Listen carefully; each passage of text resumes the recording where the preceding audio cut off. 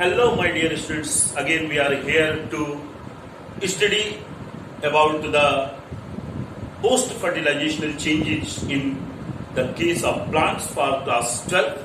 In this session, we will study about the post-fertilizational changes in the plant.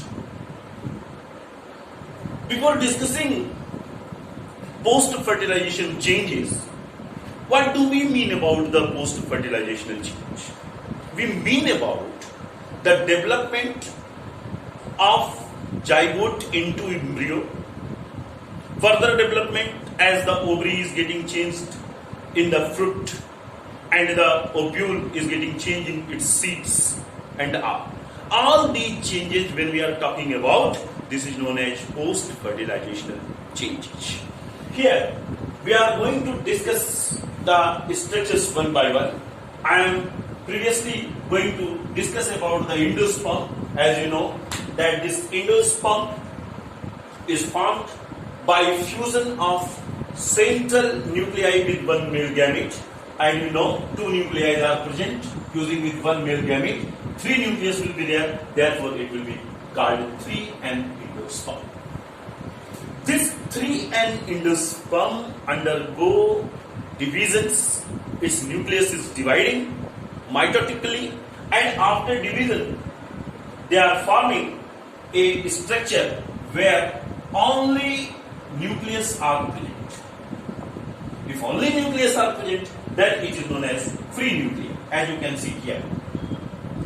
I told about this free nuclear type of endosperm because this is commonest type of endosperm, as you can see here.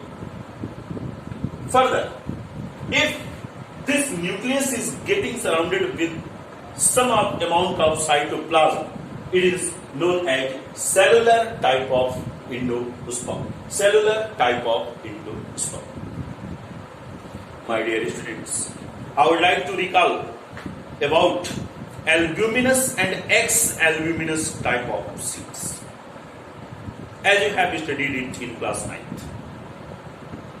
So, what is our observation? Our observation is this, that if endosperm is present, then it will be albuminous, and if endosperm is not present, then it will be ex-albuminous type of plant. But what is the actual thing? Now we are going to see this. In certain cases, when the endosperm is completely consumed for the growth of embryo, no more endosperm is remaining in that particular seed, then this is known as non-albuminous, or you can say ex-albuminous type of seed. In certain cases, as you can see the case of castor, you know, we are extracting castor oil from this castor. There are so many seeds from where we are getting oil, essential oils. From where this essential oil is coming? This essential oil is coming because some of the part of this endosperm is getting consumed in the growth and development of embryo, while rest of the part is getting converted in the form of oil that is deposited in that particular seed. After this, I think you are now well known about the endosperm. Now I am going to discuss about the further development what is taking place in the case of zygote. As it is already written here, I have written previously all these things because for your convenience only, that we can focus on the lecture basically, description basically. So along with that diagrams and all, you listen this lecture carefully, okay? So I was talking about the zygote, further development of the zygote. Beta, this zygote after development means this zygote will be divided into 2 cell, 4 cell, 8 cell and like that. Finally, it is acquiring a situation, a status of embryo, that is known as before embryo, it is known as pre-embryo. A pre-embryo is a globular heart-shaped structure. Globular and heart-shaped structure. This is known as pro-embryo. This pro-embryo consists embryonic axis and cotyledons. Here I have written two. Two cotyledons will be present in the case of monocotyledonous plants. Dicotyledonous plant, while only one cotyledon will be present in the case of monocotyledonous plant. Here, this is the structure of a typical dicot embryo. What we are seeing here, see, there are two cotyledons and there will be one embryonic axis. Just above the embryonic axis, there will be epicotyle. There will be epicotyle. Just below the epicotyle, or you can say just below the embryonic axis, there will be hypocotyle. There will be hypocotyle. This epicotyle will change into plumule. This epicotyle will change into plumule. While this radical region, as you can see here, is having a thin membranous root cap. Thin membranous root cap. Now, what will be in the case of monocotyledons? In the case of monocotyledons, no, because there is only a single cotyledon. This single cotyledon is known as scutellum. Scutellum. Here also, just epicotyle will be present. As you know, that the developmental pattern in the case of dicotyledon and monocotyledon is same. There is some structural differences, but the developmental pattern is same. Okay? So, because here two cotyledons were present, here only one cotyledon is present.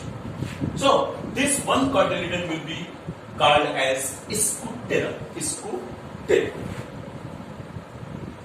It can be seen in the case of tube grass. No, tube grass, or you can say Cynodon dactylum. So, now what will be the structural difference? Number one difference came here. Only a single cotyledon was present, that was known as scutellum. And this epicotyle that is getting converted into plumule, no, this plumule, is a shoot forming thing. Therefore, there will be leaf primordia also.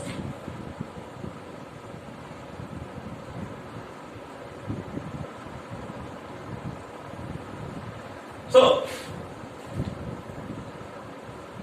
what is leaf primordia? See, pro-embryo is developing into embryo. Therefore, these leaf primordia are the initial things which will be developed into a leaf, which will be developed into a leaf. Here, this leaf primordia in the case of monocotyledons will be surrounded with coleoptile. Coleoptile. Remember this. Leaf primordia will be surrounded with coleoptile, a thin membranous coleoptile, while the radicle will be surrounded with coleorrhiza. Coleorrhiza. These two structures. Try to understand. Here, there was no any coleoptile, no any coleorrhiza, while in the case of monocotyledonous type of embryo, there was scutellum, there was a membrane surrounding this leaf primordia that was known as coleoptile, and the membrane that is surrounding this root will be coleorrhiza. Coleorrhiza. After this, I am going to discuss about the fruit. about the fruit. So, a fruit is a ripened ovary. A fruit is a ripened ovary. A fruit is a ripened ovary. If you see, if you remember, please see this diagram.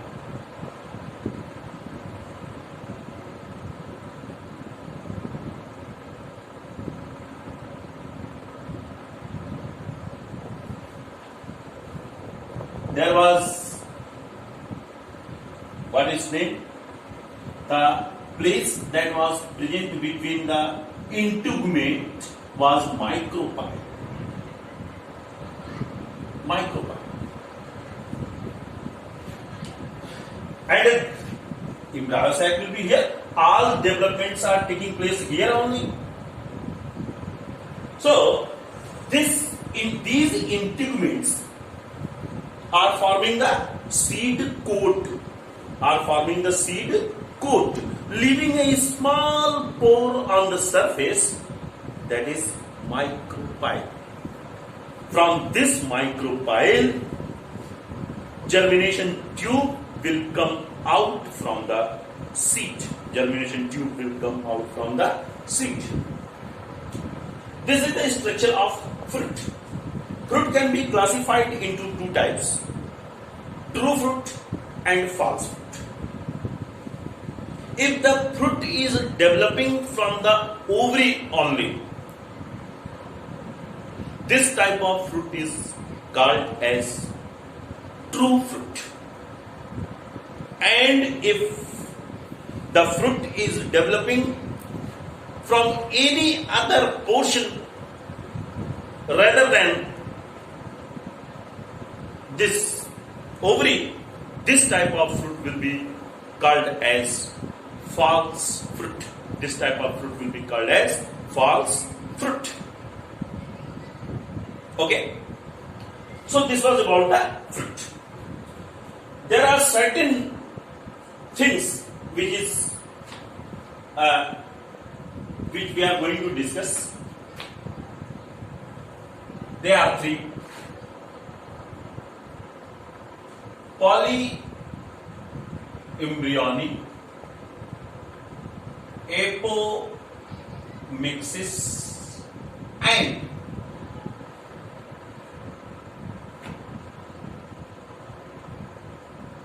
parthenocarpic fruits. So, previously we are going to discuss about this parthenocarpic type of fruit. A parthenocarpic fruit is a fruit which is developed without sexual reproduction. Without sexual reproduction. And secondly, there will be production of seedless fruit, because no sexual reproduction taking place, therefore no seed will be forming here. And this can be done with the help of certain plant hormones you will study later. Secondly, I would like to discuss about this apomixis. This apomixis is a different thing. Apomixis is a type of asexual reproduction. You remember? Asexual reproduction. By this asexual reproduction, where there is no any type of fertilization taking place, then there will be apomixis. Now you are thinking, how this is possible? Let us have a knowledge about this. Let us have an example about this. Today, in certain cases, when the developmental pattern is not very proper, then in spite of giving rise a haploid egg, a diploid egg is getting formed. And this kind of seeds are being formed only by this diploid egg. Only by this diploid egg. Therefore, no sexual reproduction. And because no sexual reproduction is there, a single diploid egg is forming this kind of seed. Therefore, this process will be known as apomixis. The third one, that is polyembryony, I would like to discuss. This is also very simple. Development of more than one embryo in a particular embryo sac will be called as polyembryony. Suppose if the embryo is normally forming by the normal natural processes what we have discussed right now,